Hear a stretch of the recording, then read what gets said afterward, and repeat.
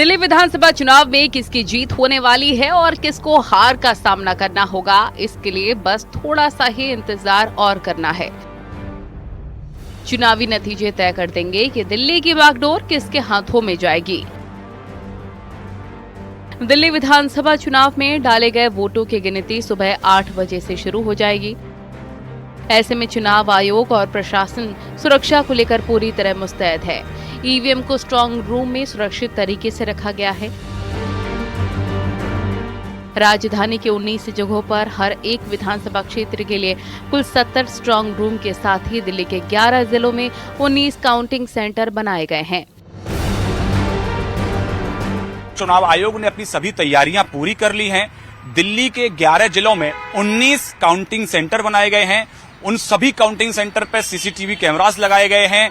तमाम जो है चुनाव आयोग के अधिकारी लगातार मौजूद बने हुए हैं। उसके साथ साथ पुलिस और पैरामिलिट्री फोर्सेस के जवान की तैनाती की गई है, यानी कि कोई भी वहां कोई हंगामा या किसी तरह का बलवा वहां ना हो सके। उसके साथ साथ तमाम जो काउंटिंग सेंटर हैं उस पर चुनाव आयोग के बड़े अधिकारी मौजूद रहेंगे, जिससे भी किसी भी पार्टी या उम्मीदवार को किसी तरह की कोई शिकायत हो तो उसका वहीं की वहीं निस्तारण किया जा सके। दिल्ली चुनाव के नतीजे चुनाव आयोग की वेबसाइट और उनके रिजल्ट पोर्टल के जरिए भी आप जान सकते हैं। इसके अलावा दिल्ली चुनाव नतीजों से जुड़ा हर अपडेट आप न्यूज 18 पर भी देख सकते हैं।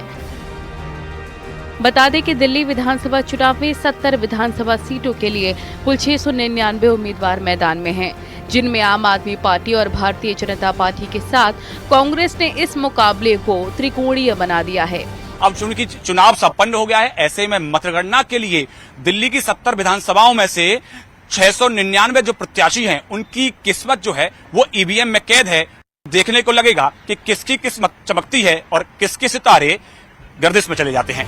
दिल्ली के दंगल में अरविंद केजरीवाल के सामने बीजेपी के प्रवेश वर्मा और कांग्रेस के संदीप दीक्षित के बीच चुनावी जंग है। वहीं अन्य मुकाबलों में कालकाजी में दिल्ली के मुख्यमंत्री आतिशी का मुकाबला बीजेपी के रमेश बिथूड़ी और कांग्रेस की अलका लांबा से है। फिलहाल नतीजों के इंतजार के लिए बस थोड़ा सा इंतजार और करना है, जिसमें फाइनल पिक्चर आना बाकी है। Bureau report news 18।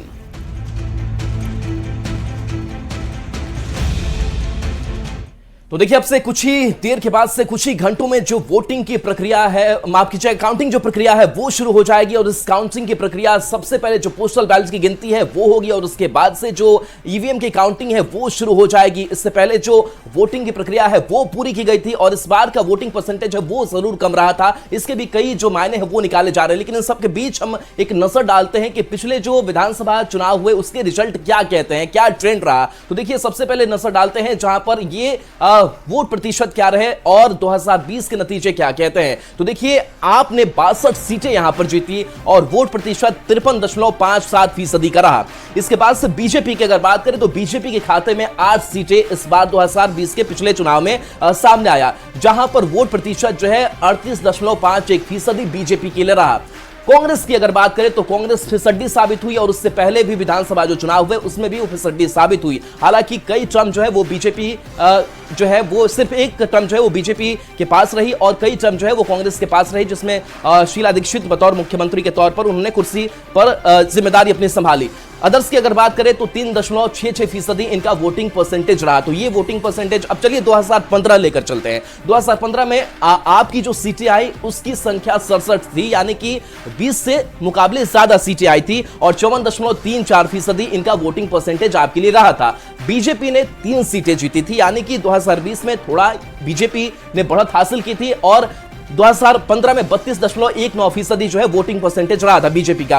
कांग्रेस की बात करें तो कांग्रेस इस चुनाव में भी कुछ नहीं कर पाई, फिसड्डी साबित हुई और एक भी सीट जो है वो कांग्रेस नहीं निकाल पाई। और अदर्स की बात करें तो 3.82% जो है वो वोटिंग परसेंटेज रहा। तो ये वोटिंग परसेंटेज जो है वो आपको दिखा रहे हैं जहां, और इसके पहले की अगर बात करें 13 की बात करें तो 67 जो सीटें हैं वो बीजेपी के खाते में आई और 29.49% वोटिंग परसेंटेज रहा। बीजेपी ने यहां पर 31 सीटों पर जीत हासिल की थी, हालांकि वो बहुमत से दूर रह गई और कांग्रेस ने 8 सीटों पर अपना कब्जा जमाया था।